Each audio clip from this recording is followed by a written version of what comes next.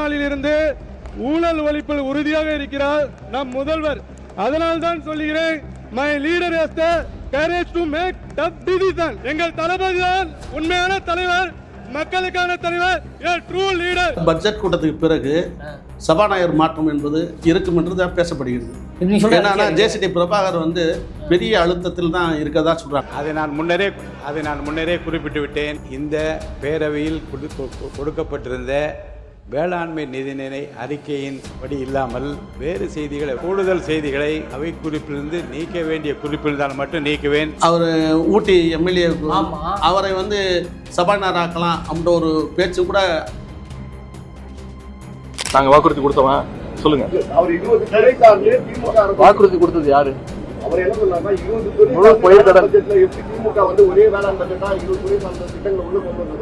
நாளைக்கு இது அனைத்தையும் சட்டமன்றத்தில் பேச இருக்கிறோம். முடிஞ்சா தைரியம் இருந்தா முதலமைச்சர் இது எந்திரிச்சு இதுக்கெல்லாம் பதில் சொல்லட்டும். நாங்கள் அவையில பதில் சொல்றோம். வணக்கம், இது அறத்தின் கழகம். இன்று நாம் சந்திக்கிற மிக முக்கியமான அரசியல் விமர்சகர், பிரபல பத்திரிகையாளர் திரு கவிதாகுமார் அவர்கள். வணக்கம் தோழர். ஒரு முறை சந்திக்கலாம். அரங்கத்துக்கே வந்ததுக்கு நன்றி தோழர். ஃபஸ்ட்டு குறிப்பாக இப்போ நடப்பு விஷயத்தில் பார்த்துருப்பீங்க, கைது அது ஒரு பேசும்போது காவேரியா திருசான்னு ஒரு சிக்கல் போயிட்டு இருந்துச்சு. அப்படிலாம் போயிருக்க வேண்டிய அவசியம் இல்லை. நிச்சயமாக நம்ம பேச வேண்டியது என்னவாக இருக்க வேண்டும் என்றால், அநேகமாக ஊடகங்கள் முழுக்கவே பேச வேண்டியதாக தான் நம்ம மாநில உரிமையான காவிரி குறித்தும் கூடுதலாக பேசியிருக்க வேண்டும். ஆனால் முழுக்க ஊடகங்கள் பேசுகிற விதமே இன்றைக்கி தடமாறி போய் நிற்கிறது ஒன்று. அதுபோக நேற்று பட்ஜெட் பார்த்துருப்பீங்க. குறிப்பாக அந்த பட்ஜெட்டில் வந்து பழைய திட்டங்களுக்கு இவர்கள் லேபிள் விட்டுருக்கிறாருங்கிற குற்றச்சாட்டு பொதுவாக இருக்குது. அதுலேயும் கூட ஒதுக்கப்பட்ட நிதி இருக்கு இல்லையா, அதில் பல்வேறு குளறுபடியில் இன்றைக்கி டேட்டா எடுத்து போட்டு விமர்சிக்க ஆரம்பிச்சிருக்காங்க. அதில் குறிப்பாக பார்த்தீங்கன்னா, இந்த பெண்களுக்கு வழங்கக்கூடிய இருக்கு இல்லையா, அந்த தாலிக்கு தங்குன்ற மேட்டனைக்கு வேறு மாதிரி 8 கிராம் கொடுப்போம் ஒரு பொட்டுப்படம்ன்ற விஷயத்தில் 812 கோடி ஒதுக்கியிருக்காங்க. ஆனால் அப்படி முடியாதே, அது எப்படி கொடுக்க முடியும்னு சொல்லி இன்றைக்கி கால்குலேட் பண்ணிட்டு ஒரு பக்கம் போயிட்டு இருக்குது. நேற்று பட்ஜெட்டு, அது நிதி பட்ஜெட்டு, இன்றைக்கி வந்து வேளாண் பட்ஜெட்லேயும் பார்த்தீங்கன்னாக்கா ரொம்ப எல்லோரும் அவளாக பார்த்த வேளாண் தள்ளுபடி இருக்கு இல்லையா, அது இல்லவே இல்லைங்கிற குற்றச்சாட்டை அது இல்லைன்னு சொல்லி எதிர்கட்சி தலைவர் உதயநிதி வந்து வெளியில் பிரச்சனை கொடுத்துருக்காரு. நாளைக்கு நான் கேள்வி எழுப்புன்னு சொல்லியிருக்காரு. முதற்கட்டமாக அதில் எப்படி பார்க்குறீங்க நீங்கள்? முக்கியமாக வந்து தேர்தல் நேரத்தில் நிறையா வாக்குறுதிகள் வந்து தவேகா முன்வச்சது. பெருவாரியான வாக்குறுதிகள் வந்து பொதுமக்களை ஈர்த்தது. முக்கியமாக விவசாய கடன், வேளாண் தள்ளுபடி வந்து பார்த்திங்கன்னா பொதுமக்கள் நிறையா எதிர்பார்த்தாங்க. அதை வந்து பல இடங்களில் வந்து முதலமைச்சர் விஜய் வந்து இப்போயும் பேசினார், அதாவது தேர்தலுக்கு பின்பும் பேசினார். ஆனால் அது இன்றைக்கி வரைக்கும் நிறைவேறவே இல்லை. அது வேளாண் பட்ஜெட்டில் நாளைக்கு பேசுவோம்னு சொல்லி எதிர்கட்சி தலைவர் சொல்லியிருக்காரு. ஆனால் நான் இதை என்ன பார்க்குறேன்னா, நேற்று நிதியமைச்சர் வந்து பட்ஜெட் தாக்கல் பண்ணும்போது ஒரு வார்த்தை சொல்கிறார். அதாவது இந்த நிதிநிலை சரியாக இன்னும் 2 ஆண்டுகள் வேணும்ன்றார். ஆனால் ஆட்சிக்கு வந்த உடனே நாங்கள் வந்து எல்லாத்தையும் எடுத்துகிட்டு போயிட்டாங்கன்னு சொல்லி திமுக மேலே ஒரு குற்றச்சாட்டை முதலமைச்சர் வச்சார். ஆனால் இந்த நிதி நிலைமை சீராக 2 ஆண்டுகள் ஆகும்னா இதை நடத்துவதற்கான நிதி எங்கே இருக்குது? முக்கியமாக வந்து கடந்த 3 ஆண்டுகளில் மட்டும் 22,000 கோடி ரூபாயை வந்து இந்த அரசு கடன் வாங்கியிருக்கு. வரவு இல்லாமல் இது 3 மாதங்களில், அதுதான் முக்கியமான விஷயம். 3 மாதங்களில் 22,000 கோடி ரூபான்றது கடந்த அரசு மீது இந்த அரசு வைத்த மிகப்பெரிய குற்றச்சாட்டு. கடன் வாங்கி ஆட்சி செய்தார்கள், கடன் வாங்கக்கூடாது அப்படின்னு சொல்லி நிதித்துறை செயலாளர் ஒரு ஓப்பன் உடைச்சிருக்காரு. அவர் என்ன சொல்கிறாருன்னா 1.22 லட்சம் கோடி ரூபாயை வந்து கடன் பெற இருக்கிறோம்னு சொல்கிறார். சித்திக் சொல்கிறார். அதாவது கடன் வாங்கி கழித்தல்ன்றது கணக்கு படத்தில் சரி, ஆனால் ஒரு அரசு நடத்துவதற்கு கடன் வாங்கி தான் அரசு நடத்த முடியுமான்ற ஒரு கேள்வி இருக்குது. இந்த கடன்களை வைத்து என்னென்ன திட்டங்களை நிறைவேற்றலாம் அப்படின்ற ஒரு விளக்கம் வந்து நேற்று அரசு கொடுக்கவே இல்லை. நீங்கள் குறிப்பாக சொன்ன தாலிக்கு தங்கம் திட்டம், அது அரசு மருத்துவமனையில் தான் குழந்தை பெற வேண்டும் அப்படின்னு அதில் ஒரு விதிவிலக்கு வச்சுருக்காங்க, முக்கியமாக சொல்லியிருக்காங்க. ஆனால் இவ்வளவு தங்கம் வாங்குவதற்கான ஒரு டெண்டர் ஏற்கனவே அறிவிக்கப்பட்டது. அந்த டெண்டரே பார்த்தா நிறைய விமர்சனத்துக்கு உள்ளானது. இது யார் எடுக்க போகிறாங்க, தாவேக்கா எடுக்க போகிறான்ற ஒரு கேசியமான செய்திகள் இருக்குது. ஆனால் மக்கள்கிட்ட வந்து என்னென்னா இந்த பரபரப்பான அவங்க வந்து என்னென்னா ஒரு உத்தி வச்சுருக்காங்க. தாவேக்காட ஒரு முக்கியமான உத்தி என்னென்னா பரபரப்பை கிளப்புவது, இன்ஸ்டா மூலமாக பரபரப்பை கிளப்புவது. ஏன்னா ஓட்டு வாங்கின மாதிரி அப்படியே தான் சொல்லணும்னு நினைக்கிறாங்க. அதனால் வந்து என்னென்னா தாலிக்கு தங்கம் திட்டம் எல்லாத்துக்கும் கிடைக்கும்னு சொல்கிறாங்க. ஆனால் இன்று பட்டவர்த்தனமாக அது என்னென்னா அது எல்லாத்துக்கும் கிடைக்காது. ஏன் எல்லாத்துக்கும் கிடைக்காதுன்னா நீங்கள் குறிப்பாக சொல்லணும்னா 200 யூனிட் மின்சாரம் அனைவருக்கும் இலவசம்னு வந்து தேர்தல் முன்னால் கொடுக்கப்பட்ட வாக்குறுதி. ஆனால் அனைவருக்கும் அது கிடைக்கல. அந்த அனைவரும் என்ற சொல் என்பது இப்போ இல்லை. அது மாதிரி இந்த தாலிக்கு தங்கம் திட்டம் யாருக்கு என்று அமலாகும் போது பார்த்திங்கன்னா நிறையா இன்னும் குளறுபடி வருவதற்கான வாய்ப்பு இருக்குது. இந்த பட்ஜெட்டில் முக்கியமாக பார்த்திங்கன்னா பள்ளி கல்வின்றது பெரிய அளவு நிதி குறைப்பு ஏற்பட்டு 4000 கோடி வித்தியாசம் நினைக்கிறேன். அது இவ்வளவு என்னன்னா பள்ளி கல்வின்றது மிக மிக அவசியமான சூழல்ல இந்த அரசு வந்து என்னன்னா வெற்றி அரசு, வீர அரசு அப்படின்னு இல்லை, திட்டங்களுக்கு பேரே வெற்றி திட்டம் தானே. அது சொல்ற எல்லாமே வெற்றி தான். அதாவது நம்ம பள்ளிக்கல்வித்துறை அமைச்சர் சொல்றது எல்லாமே வெற்றி தான். வெற்றி தலைவர், வெற்றி திட்டம் சொல்றாரு. ஆனால் பள்ளி கல்விக்கான நிதி வந்து பெரிய அளவு வெட்டப்பட்டிருக்கு. ஆனால் பெரிய ஆச்சரியம் என்னன்னா, அவங்க சொன்னதில் வந்து 717 டாஸ்மார்க்கை மூடணும்னு சொன்னாங்க. ஆனால் இந்த அரசு வந்து கொஞ்சம் வித்தியாசமாக ஆன்லைனில் சரக்கு எங்கெங்கே இருக்குது அப்படின்னு பார்க்கலாம்னு சொல்லி பார்த்தா ரொம்ப சந்தோஷமாக இருக்காங்க. அது என்ன செய்கிறாங்கன்னா, ஆன்லைனில் வந்து என்னென்ன சரக்கு இருக்கலாம், அது தமிழ்நாடு முழுசுக்கு 4000 கடையில் வந்து எங்கெங்கே சரக்கு இருக்குது, என்னென்ன சரக்கு இருக்குது, எவ்வளோ இருப்பு இருக்குது, அதாவது வாங்கி குடிக்கிற குடிமகனுக்கு டேஸ்ட்டுக்கு ஏற்ற வாக்கில் இந்த அரசு வந்து அதாவது வந்து பாடலில் தான் சொல்லுவாங்கன்னு பார்த்தா அது மில்லி ஏற்றி விட்டுட்டே இருக்குன்னு வச்சுக்கோங்களேன். குறிப்பாக 55,000 கோடி ரூபாய் வந்து இந்த ஆண்டு மது விற்பனைக்கான இலக்கு. 717 கடையை நீங்கள் மூடினீங்கன்னா இந்த இலக்கு எப்படி நிறைவேற்றுவீங்க? ஏன்னா கடந்த முறையே வந்து வெறும் 51,000 கோடி ரூபாய் தான் மது விற்பனை ஆகிருக்கு. இந்த வட்டம் நீங்கள் அதை விட கூடுதலாக விற்கணும்னா 717 கடையை மூடி விட்டு எப்படி இதை விற்பீங்க? சரி, நீங்கள் சொல்கிற லாஜிக்கே இல்லை. இந்த 717 கடை மூடணுன்றதே அது இல்லை. புதிய வியாபாரத்துக்கு அதை தான் சொல்ல வரேன். இந்த அரசு என்னன்னா உத்தியே வந்து மாற்றுறாங்க. அது கடையை நோக்கி போகிறதுக்கு போல ஆன்லைனில் நீங்கள் பதிவு பண்ணி வாங்கலான்ற சூழலுக்கு வந்து கொண்டு போய்கிட்டே இருக்காங்க. டோர் டெலிவரி அது நீ வந்துடும். என்னன்னா இப்போ நம்ம உணவு தேவையை வந்து எப்படி சோமாட்டோ வந்த மாதிரி டாஸ்மாக் போட்டு வந்துடும். இப்போ அதை நோக்கி அந்த அரசு வந்து மக்களை வந்து அது குடிமகன்களை மகிழ்ச்சி ஆக்கிட்டே இருக்குது. முக்கியமாக இதில் நான் பார்க்க வேண்டிய விஷயம் என்னென்னா, தமிழக முதலமைச்சர் தான் இதில் வந்து ஒரு அந்த சட்டமன்றத்துக்கான தலைவர் சபாநாயகராக இருந்தாலும் அந்த சபைக்கான ஒரு முதல்வர் தான். அவர் வந்து இந்த விஷயங்களில் ரியாக்ட் பண்ணவே மாட்டேங்குது. குறிப்பாக வந்து எதிர்க்கட்சி தலைவர் நிறைய குற்றச்சாட்டுகளை முன்வைக்கிறார். அவர் குறிப்பாக முதலமைச்சர் துறை சார்ந்த காவல்துறை பிரச்சனை சம்பந்தமாக வைக்கிறார். 3 மாதங்களில் 5 லாக்அப் சாவுகள் என்பது இதுவரைக்கும் நடக்காத ஒரு சம்பவம். ஏன்னா சட்ட ஒழுங்கு பிரச்சனைன்றது பார்த்தீங்கன்னா அன்றாட பாலியல் குற்றங்கள் இருக்கு, 400 சில்மிச சம்பவங்கள், அதில் நிறையா வந்து காவல்துறையினர் ஈடுபடுகிறான்றதான் பெரிய அது ஒன்று. டிவிக்கு விட நிறைய மேல் கிட்டத்தட்ட ஒரு 50க்கு மேலே ஒரு குற்றச்சாட்டு. ஆமாம், இதில் வந்து என்னென்னா மாவட்ட செயலாளர்கள் மாற்றம் அப்படின்னு பார்த்தீங்கன்னா தொடர்ந்து வேறு எந்த கட்சியிலையுமே இல்லை. பாலியல் குற்றங்களில் ஈடுபட்ட மாவட்ட செயலாளர்கள் மாற்றம் என்ற செய்தி வந்து கடந்த 3 மாதங்களில் வேறு எந்த கட்சியிலேருந்து இவ்வளோ பேரை நீக்கலை. அதாவது ஒரு காலத்தில் பாலியல் ஜல்சா கட்சின்ற பாரதிய ஜனதா கட்சி நம்ம சொன்ன மாதிரி இப்போ தாவேகா வந்து பார்த்திங்கன்னா வந்து முழுசும் பார்த்தா அப்படி மாறிக்கிட்டு இருக்குன்றது தான் முக்கியமான விஷயம். இந்த விஷயங்கள் மீது நான் கருத்து சொல்ல வேண்டிய முதலமைச்சர் வந்து பார்த்தா வீட்டில் போய் ட்வீட் பண்ணார் போன வட்டம் சட்டமன்றத்தில். இந்த வட்டம் அதை விட கூடுதலாக போயிட்டாங்க. அந்த கட்சியோட அமைச்சர் ஆதவ அர்ஜுனா என்ன சொல்கிறாருன்னா, முதலமைச்சர் நீ எந்த எதிர்கட்சி தலைவர் பேசுகிற விஷயத்துக்கு நான் பேச மாட்டார். அதாவது நம்மளுக்கு தான் காங்கிரஸில் இருக்கக்கூடிய விஸ்வநாதன் இருக்கார்ல, விஸ்வநாதன் வந்து உயர்கல்வித்துறை அமைச்சர். உயர்கல்வித்துறை வந்து சீரழிஞ்சுக்கு இருக்குது, பெரிய அளவு சீரழிஞ்சுக்கு இருக்குது. அது சம்மந்தமாக பேசாமல் முதலமைச்சர் சொல்லக்கூடிய கேள்விகளுக்கு அளிக்க வேண்டிய கேள்விகளுக்கு இவர் தான் பதில் தரணும்னு சொல்லி ஆதவர்ச்சனா வந்து டைரக்ட் பண்ணுறாரு. 2வது செங்கோட்டையன் அவை முன்னவர், அவர் என்ன அவரோட அந்த அவையை நடத்தக்கூடிய முன்னவர் வந்து முதலமைச்சர் சொல்லக்கூடிய கேள்விகளுக்கு பதில் சொல்வார்னு சொன்னால் இதுவரைக்கும் இந்தியாவில் எந்த மாநிலத்திலும் இப்படி ஒரு நடவடிக்கைகள் இல்லை. தீர்மானம் நிறைவேற்ற சொல்கிறாங்க. ஆமாம், இதில் வந்து என்னென்னா ஒரு கூட்டங்களில் போட்டு நீங்கள் தீர்மானத்தை நிறைவேற்றுங்கன்னு சொல்கிறார். அப்படின்னா என்னென்னா ஏற்கனவே வந்து வாய்ப்பூட்டு சட்டம் மாதிரி, அதாவது டிவியில் பேசுகிறவங்க, யூடியூப்பில் பேசுகிறவங்க, சமூக ஊடகங்களில் பேசுகிறவங்க எல்லாருமே வழக்கு போட்டு கைது பண்ணுற நடவடிக்கை ஆயிடுச்சு. ஏன்னா மெயின் ஸ்ட்ரீமில் இருக்கக்கூடிய பத்திரிகையாளர்கள் மிரட்டுதல்ன்றது வந்து ஆயிடுச்சு. இப்போ வந்து பார்த்தீங்கன்னா இவங்க வந்து அடுத்த கட்டத்துக்கு என்ன போகிறாங்கன்னா, அவர் பேச மாட்டார், நாங்கள் தான் பேசுவோன்றது வந்து இதுவரைக்கும் இல்லாத ஒரு நடைமுறையாக இருக்குது.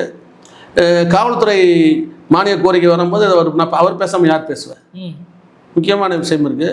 2வது நீங்கள் இதில் முக்கியமாக பார்க்க வேண்டியதுன்னா, இந்த அரசு அறிவித்த பட்ஜெட்டில் அறிவித்த திட்டங்கள் அனைத்துமே பழைய திட்டங்கள் தான். தாலி தங்கமாகட்டும், மிதிவந்தை திட்டமாகட்டும், மடிக்கணினி திட்டமாகட்டும், ஆடு வழங்கும் திட்டமாகட்டும், இது வந்து இப்போ அதிமுக ஆட்சியிலே இருந்துச்சு, திமுக ஆட்சியிலே இருந்துச்சு. இவங்க என்ன செஞ்சாங்க அப்படின்னு பார்த்தா எதுவுமே செய்யலை.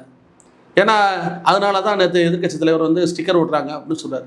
ஸ்டிக்கர்ன்றது வந்து இதே தேர்தல் பிரச்சாரங்களில் இந்த ஸ்டிக்கர் ஓட்டுற வேலையை தான் பார்க்குறீங்கன்னு சொல்லி. இல்லை நான் என்ன கேட்குறேன்னா, ஸ்டிக்கர் ஓட்ட கூட என்னை கேட்டால் ஓகே, அந்தந்த அரசியல் தலைவர்கள் அதுக்கடி மாற்றிக்கிறாங்க, கட்சிக்கு மாற்றிக்கிறாங்க. ஆனால் விஷயம் மக்கள்கிட்ட போய் சேருங்கிறது நமக்கு வாக்கு திருப்தி. ஆனால் அது சரியாக நிதி ஒதுக்கப்பட்டிருக்கான்றது இப்போ சிக்கல் ஏற்படுது. இப்போ ஆக்சுவலாக வந்து கல்வி திட்டத்துக்கோ இதுக்கெல்லாம் பார்த்தீங்கன்னா குறைச்சிருக்காங்க. அப்போ ஸ்டிக்கரே ஒட்டினா கூட முழுமையாக சென்றடையாதுங்கிறது உறுதியாது இல்லை. அப்போ இது ஒரே சேர மக்களை திட்டமாக அதாவது லேபிள் விட்டுக்கிறத தாண்டி மக்கள் நேரடியாக பாதிக்கப்படுறாங்கல்ல. உதாரணத்துக்கு நீங்கள் இந்த சொன்னீங்க இல்லையா, அந்த தாலிக்கு தங்கம் திட்டம் கூட பார்த்தீங்கன்னா ஒரு வருஷத்துக்கு 6 to 7 லட்சம் வரை பெண்களுக்கு திருமணம் ஆகுது. ஆனால் அவன் 812 கோடி தான் ஒதுக்கியிருக்காங்க. ஆனால் அப்படி பார்த்தோம்னாக்கா ஒரு 51,000 பேர் என்னதான் கொடுக்க முடியும்னு ஒரு டேட்டா வெளியே வந்துருக்கு. இப்போ அப்படிங்கும்போது அதுலேயும் கூட அந்த ஸ்டிக்கருக்கு தாண்டி இருக்கு பார்த்தா நடக்கிறது ஒன்றுமே இல்லைங்கிற உறுதியாக இருக்கு இல்லையா? இல்லை, இப்போ அவங்க சொன்ன அந்த தாலிக்கு தங்கம் திட்டத்தில் நீங்கள் சொன்ன மாதிரி மகப்பேறு சம்பந்தமாக ஒரு டீட்டெயில் இருக்கு. மகப்பேறு சம்பந்தமாக இன்னொரு திட்டம் அது இல்லை முதல் வர குழந்தைகளுக்கு பிறக்கிற குழந்தைகளுக்கு அது அரசு மருத்துவமனைன்னு மாற்றுறாங்கன்னு வச்சுங்களேன். இந்த 7 லட்சம் பேர்ன்றதுல இவங்க எப்படி கொடுக்க போகிறாங்கன்னா 8 கிராம் தங்கம் என்பது அது நடைமுறைக்கு சாத்தியமில்லாத திட்டங்கள் தான் அவங்க அறிவிக்கிறாங்க. குறிப்பாக 6,000 கோடி வரும்ன்றாங்க. அப்படி கொடுத்தா முறையாக கொடுக்கல. இப்போ அரசிட்ட வந்து பார்த்தீங்கன்னா நிதியே இல்லையே. 3 மாதத்தில் 22,000 கோடி ரூபாய் கடன் வாங்கிய அரசு அந்த நிதியை எங்கேருந்து கொண்டு வரும்? அதாவது புதிய திட்டங்களோ அது எதுவுமே இல்லை. புதிய திட்டங்கள் மட்டும் இல்லாமல் வந்து எந்த வேலை வாய்ப்பும் புதுசாக உருவாக்கப்படலை. இந்த இதில் எப்படி இவ்வளவு நிதி இந்த அரசு கொண்டு வரப்போகுது? அதாவது இருந்தால் தானே செய்ய முடியும், சட்டியில் இருந்தால் தானே அகப்பையில் வரும் அப்படின்றது தான் இருக்குது. சபை நடத்தக்கூடிய சபாநாயகர் வந்து இந்த விஷயங்களில் சில விஷயங்களில் வந்து தாவேகா எம்எல்ஏக்கள் அமைச்சர்கள் தலையீடு தப்பாக இருக்கும்போது அவர் கண்டிக்கிறாரு. இன்னைக்கு கூட பார்த்தீங்கன்னா முக்கியமான இன்னைக்கு பேசும்போது மாறி போனாக்க அண்ணன் முதல்வர் வாழ்க அப்படி வாழ்க இப்படி, அதாவது நிதி பட்சம் ஏதாவது வேளாண் அமைச்சர் ஆரம்பிக்கு முன்னாடியே நிறையா புகழ்ந்து பேசுகிறார். இதெல்லாம் அவைக்குள் நீக்க விழுந்தார். கடைசியிலையும் புகழ்ந்தார், அதையும் கண்டிக்கிறார். இது கொஞ்சம் ஒரு குறைஞ்சபட்சம் சபாநாயகருடைய அணுகுமுறை கொஞ்சம் நேர்மையாக இருக்குமா இருக்குது. இது கொஞ்ச நாள் எவ்வளோ நாள் நீடிக்குமா? இது பட்ஜெட் கூட்டம் வரைக்கும் தாங்குமான்னு தெரியாது. அதாவது பட்ஜெட் கூட்டத்துக்கு பிறகு சபாநாயகர் மாற்றம் என்பது இருக்கும் என்று தான் பேசப்படுகிறது. அப்படியா? ஆமாம். என்னன்னா ஜேசிடி பிரபாகர் வந்து பெரிய அழுத்தத்தில் தான் இருக்கதா சொல்கிறாங்க. ஓகே. அதாவது வந்து என்னன்னா எதிர்க்கட்சி தலைவருக்கு கூடுதல் நேரம் கொடுக்கிறார், அமைச்சர்கள் பேசும்போது குறுக்கிடுகிறார், நீங்கள் சொன்ன தகவல் தவறு, அதுக்கு என்ன அத்தாட்சி இருக்குன்றது அமைச்சர்கள்ட்ட கேட்குறாரு அப்படின்னு பார்த்தீங்கன்னா ஆளுங்கட்சி அமைச்சர்கள் மத்தியில் இருக்கக்கூடிய விமர்சனமாக இருக்குது. சரி. ரெண்டாவது விஷயம், இதுக்குள்ளே பார்த்தீங்கன்னா பாஜகவோட ஒரு எம்எல்ஏ இருக்கவர் அவரை ஏதாச்சும் ஒரு பொறுப்பு கொடுக்கணும் அப்படின்ற கோரிக்கை தாவேக்காலே வருது. யாரை சொல்கிறீங்க? அவர் ஊட்டி எம்எல்ஏவுக்கு அவரை வந்து சபாநாயகர் ஆக்கலாம் அப்படின்ற ஒரு பேச்சு கூட அமைச்சரவையில் வந்து பெரியாரையும் அம்பேத்கரையும் கொள்கை தொடர்ந்து இப்படி செய்வாங்களா? என்ன சொல்கிறீங்க நீங்கள்? அதுதான் முக்கியமான விஷயம். என்னன்னா கொள்கை தலைவர்னு சொல்லி பெரியாரை சொல்லிக்கிட்டே வந்து பார்த்தீங்கன்னா திராவிடர் கழகத்தோட பிரச்சாரத்துக்கு அனுமதி தரல இந்த அரசு. கொள்கை தலைவரை சொல்லக்கூடிய பெரியாரோட பிரச்சாரம், அதாவது பெரியாரோட கொள்கையை தமிழகம் முழுசும், அது போராட்டம் கிடையாது, திராவிடர் கழகம் எடுத்தது தமிழகம் முழுசுமான பிரச்சாரம் தான். அந்த பிரச்சாரத்துக்கே இவங்க அனுமதி தரல. ஜனநாயக விரோதம் என்பது என்னென்னா கருத்துரிமைக்கு எதிரான நடவடிக்கைகளை வந்து அதிகமாக போகிறனால இவங்க அதெல்லாம் பின்னுக்கு தள்ளிட்டு தான் இருக்காங்க. முக்கியமாக நான் சொல்ல வேண்டிய விஷயம் என்னென்னா இப்படியான தகவல்கள் வருது. இதில் என்ன பிரச்சனைனா இப்போ பாஜக வெளிப்படை செய்ய மாட்டாங்கல்ல, என்னதான் இருந்தாலும் நீங்கள் மறைமுகமாக செய்வாங்க, போவாங்க, வருவாங்க. உடனே ஒரு பிஜேபி தலைவர் ஒரு பிஜேபி எம்எல்ஏவோ சபாநாயகருங்கிறது அப்பாட்டமாக தெரிஞ்சவங்க இல்லையா? அப்படி செய்வாங்க என்ன? குறிப்பாக வந்து இப்போ இடதுசாரி கட்சிகள் வந்து ஆதரவு கொடுக்குறாங்க. ஆமாம், வெளியிலேருந்து தான் அவங்களோட ஆதரவு. ரெண்டாவது வந்து ஏற்கனவே அவங்க அறிவிச்சிருக்காங்க நிலைப்பாடு மாறுமானால் நாங்கள் எங்களோட ஆதரவு வந்து விலைக்குறோம்னு சொல்லுவாங்க. ஆனால் இப்போ இருக்கக்கூடிய எண்ணிக்கையில் அந்த 4 பேர் இல்லாமே தான் இந்த அரசு இயங்கிக்கிறது. நம்ம அப்படி தான், அதுதான் வெளிப்படையான இது. அதனால் அவங்க என்ன யோசிக்கிறேன்னா இவங்க என்ன எதுக்கு எடுத்தாலும் கண்டன குரல் எழுப்புறாங்க பிரச்சனைகளில். அதனால் வந்து அவங்களா வெளியேறணுன்றது தான் தாவேக்காவோட நிலைப்பாடாக இருக்கணும். பட்ஜெட்டு கூட்டத்துக்கு பிறகு பார்த்திங்கன்னா நிறைய அமைச்சரவை மாற்றம் நடக்கிறதுக்கான வாய்ப்பு இருக்குது. அதில் குறிப்பாக வந்து பாமக உள்ளே வந்தால் பாமக உள்ளவர் சொல்கிறது ஊரமே அதிர்ச்சியாக இருக்குது. தொடர்ந்து சொல்கிறீங்க பிஜேபி சபாநாயகர் இருக்கிறீங்க, பாமக உள்ளவர் இருக்கிறீங்க, விசிகா ஒரு தெளிவான அறிவிச்சிட்டாங்க பாமக கூட்டில் இருக்கவே மாட்டோம்னு. நீங்கள் அடிக்கிறது ஊராமே சிக்கலாக தான் இருக்குது. அது சாத்தியமாக என்ன? இப்போ குறிப்பாக நான் சொல்ல வேண்டியது என்னென்னா இந்த அரசுக்கான குடைச்சல் என்பது இடதுசாரிகள் தான். ஆனால் இவங்க செய்யக்கூடிய அனைத்து தவறுகளையும் கண்டிக்கிறாங்க. அவங்கள வெளியேற்றுறதுக்கான வழி என்னன்னா பாஜக உள்ள வந்து ஆட்டோமேட்டிக்காக அவங்க வெளியே போயிடுவாங்க. என்னன்னா இவங்க எல்லாமே செக் பாயிண்ட் வைக்கிறது தான், செஸ்ஸில் வைக்கிறது தான், செக் பாயிண்ட் தான் அவங்க வைக்கிறது. இப்போ பாமக இருக்க கூட்டணியில் இருக்க மாட்டேன்னு சொன்ன விசிகாவை எந்த வகையில் அவங்க ஏன்னா 4 எம்எல்ஏ வச்சிருக்கக்கூடிய பாமக உள்ளே வந்துச்சுன்னா ஒரு எம்எல்ஏ எக்ஸ்ட்ரா வச்சுருக்காங்கல்ல, அதனால அவங்கள உள்ளே கூட்டிகிட்டு வந்துட்டா ஆட்டோமேட்டிக்காக இவங்க போனாலுமே அவங்களுக்கான அமைச்சரவைக்கு இடம் கொடுக்கலாம்ன்றது தான். ஆல்ரெடி காங்கிரஸ் 5 இருக்குது, அதனால ஆட்சியை வந்து 5 ஆண்டு காலம் நடத்தணும்னு நினைக்கிறாங்க அவங்க. அதுக்கு வந்து எல்லா சமரசங்களுக்கும் தாவேக வந்து வளைஞ்சு கொடுக்கறது தான் வேலையாக இருக்குது. குறிப்பாக சபாநாயகருக்கு வந்து என்னென்னா நிறைய அழுத்தம் இருக்கிறதுனால அது அவர் வெளியே போகணுன்ற விரும்புகிறாருன்ற ஒரு தகவல் இருக்குது. அந்த இடத்த நோக்கி பாஜக அழுத்தம் கொடுத்து தள்ளப்படுகிறாரா? இவங்க எதிர்ப்பு அதில் இருக்குது. தாவேக அமைச்சர்கள்ட்ட என்னென்னா தலையீடு அவர் பண்ணுறாருன்ற, கூடுதல் தலையீடு பண்ணுறாருன்றது இருக்குது. கண்டிக்கிறாரு. ஏன்னா சட்டமன்றமாக நடத்தணும்னு அவர் ஜஸ்ட் பிரபாகர் விரும்புகிறாரு. அதுக்கான முயற்சியில் ஈடுபடுறாரு. இன்னைக்கு கூட வெளிப்படுச்சு, அதை வெளிப்படுத்துறாரு. அது வந்து இவங்களுக்கு ஏற்றுக்கிற முடியல. ஏன்னா அவங்க வெளியில் என்ன பேசுகிறாங்களோ அப்படின்னா உள்ளே வந்து அமைச்சர்கள் பேசுகிறாங்க. வெற்றி தலைவரே, சிங்க தலைவரே, தங்க தலைவரே. அது பொதுக்கூட்ட மேடையை வந்து சட்டமன்ற மாண்புகள் மீறி அவங்க பண்ணுறாங்க. அதை அவரை ஏற்றுக்கிற முடியல. ஏன்னா அவர் ஒரு மூத்த சட்டமன்ற உறுப்பினராக இருந்தவர்னால அதை சொல்கிறனால. ஆமாம், இந்த இதுலேயும் பார்த்தீங்கன்னா என்னென்னா தாவேகாவோட சூழல் என்பது என்னென்னா இந்த ஆட்சி தொடருமான்ற ஒரு சந்தேகத்தோடு தான் இருக்காங்க. என்னன்னா இப்போ தாவேகாவுக்கு கொடுக்கக்கூடிய ஆதரவு நிலைப்பாட்டில் இருக்கவங்க வெளியே வந்துட்டாங்கன்னா இதை ஸ்ட்ராங் பண்ணுறதுக்கான என்ன செய்யலான்னு பார்த்தா இன்னும் அதிமுகவில் இருப்ப ஆட்களை இழுக்கணுன்ற முயற்சியோட வேலுமணி சந்திப்பு நடந்திருக்கு. ஆனால் என்ன சொல்றாரு வேலுமணி, அத்திக்கடவு அவிநாசி திட்டத்தை வந்து பேச. ஏன்னா சட்டமன்றத்தில் அவர் ஒரு சட்டமன்ற உறுப்பினர், முன்னாள் அமைச்சர். சட்டமன்றத்தில் அவர் பேசுவதற்கான அனைத்து உரிமைகளும் இருக்கு. அதை வந்து அங்கே பேசலாம். ஆனால் இவர் போய் ஒரு பெட்டிஷன் கொடுத்த உடனே செங்கோட்டையன் போய் பார்த்த உடனே நடக்க போதா? செங்கோட்டையன் ஆனந்தையும் வந்து அவர் பார்த்தது நோக்கம் என்பது வந்து அவர் வந்து என்னன்னா வேற எதுவும் இல்லைன்னு சொல்றாரு. ஆனால் திரைமறை வேலை என்பது தொடர்ந்து தாவேகாவில் வந்து அதிமுக எம்எல்ஏக்களை வந்து அது குதிரை பேரம்னு சொல்லக்கூடாதுன்னு சொல்கிறாங்க. குதிரை பேரம் வேற எந்த வார்த்தையை பயன்படுத்துன்னு தெரியல. ஏன்னா 25 எம்எல்ஏக்கள் இடதுசாரி சொல்கிறாங்க, பேசுகிறமே சொல்கிறாரு. அது வந்து அந்த ஒரு கட்சியை உடைச்சி பேரம் பேசுவது வேறு, இன்னொரு கட்சியிலிருந்து இன்னொரு கட்சிக்கு தாவுது என்பது வேறு. அது விருப்பத்தின் அடிப்பில் நடக்கணும். இடதுசாரியான பேசுகிறமே சொல்கிறாருல. இந்தியாவில் இது வரைக்கும் இல்லாத ஒரு நடைமுறை என்பது என்னன்னா வெற்றி அந்த மைய காயிறதுக்கு முன்னால் வந்து வாபஸ் வாங்கின எந்த வரலாறும் கிடையாது. ஆமாம், அது இல்லை. ஏன்னா இப்படியான ஒரு வரலாற்று பிழையை செய்யக்கூடிய ஒரு கட்சியை வந்து அது வந்து கட்சியில் வந்து நீங்கள் ராஜினாமா பண்ணுங்க, அடுத்து நீங்கள் வந்து தொகுதியில் நில்லுங்க அப்படின்னா அந்த மக்கள் என்ன மனநிலையில் இருக்காங்கன்னு ஒரு கேள்வி இருக்குது. அவங்களே திருப்பி தேர்வு செய்வாங்களா? அது கூட தெரியாமல் இருக்காங்க. ஆனால் என்னென்னா இவங்க ஈஸியாக வந்து ஒரு கட்சியை உடைப்பது. ஆனால் ஏற்கனவே விஜய் சொன்னது ஒரு முக்கியமான ஒரு விஷயம் இருக்குது. அவர் என்ன சொல்லியிருக்காருன்னா தாவேகா இன்னொன்று திமுக, இன்னும் அதிமுக இருக்கக்கூடாதுன்றது அவங்களோட ஸ்ட்ராங்கான ஒரு கருத்து இருக்குது. அது இப்போ அதை கரைக்கிறதுக்கான வேலையை முயற்சி பண்ணுறாங்க. ஆனால் ஒரு அதிமுக பொதுச்செயலர் எடப்பாடி பழனிசாமி அதை ஸ்ட்ராங்காக தடுத்து நிறுத்த முயற்சியில் ஈடுபட்டார். அது இடையில நின்றதை வந்து திருப்பி அவங்க துவக்கியிருக்காங்க. அது இன்றைக்கி பார்த்தா மீண்டும் வந்து பார்த்தா எஸ்பி வேலுமணி போய் மீண்டும் அவரோட ஆதரவு எம்எல்ஏக்களோட போய் அவர் புஷி ஆனந்தையும் செங்கோட்டையனையும் சந்திச்சிருக்காரு. இது மாதிரியான நிகழ்வு நடக்கும்போது எதிர்க்கட்சியாக இருக்கவங்க கண்டிக்கணும். அதாவது முக்கியமாக வந்து இந்த குதிரை பேரம் இல்லாட்டினாலுமே ஒரு சட்டமன்ற மாநில கட்சியை கண்டிக்கணும். ஆமாம், கண்டிக்கணும். ஏற்கனவே கண்டிச்சிருக்காங்க. ஏன்னா இந்த நடைமுறை கூடாது. ஆனால் என்னென்னா மீண்டும் அதே வேலையை அது செய்கிறாங்க. அது கூடாதுன்றது தான். நான் பட்ஜெட்டை எப்படி முக்கியமாக பார்க்கணும்னா என்னென்னா அந்த பழைய முந்தை தான், இவங்க புதிய கல்லும் ஊற்றலை. அது பழைய முந்தையை பார்த்துட்டு இவங்க வந்து திட்டங்கள்னு சொல்கிறாங்க. ஆனால் புதிய திட்டங்கள் இல்லாத ஒரு பிளாங்கி தான். நம்ம அந்த பழைய சின்ன பிள்ளைங்க விளையாட்டில் பார்த்தீங்கன்னா ஒரு ப்ரைஸ் கிழிச்சா உள்ள பிளாங்கி இருக்கணும், அது மாதிரி ஒன்றுமே இல்லாத திட்டங்கள் தான். கூடுதலாக மக்கள் வந்து உணர்வாங்க. இந்த 5 ஆண்டு காலத்துக்கு முன்னாலே வந்து அம்பலப்பட்டுருவாங்கன்றது தான்.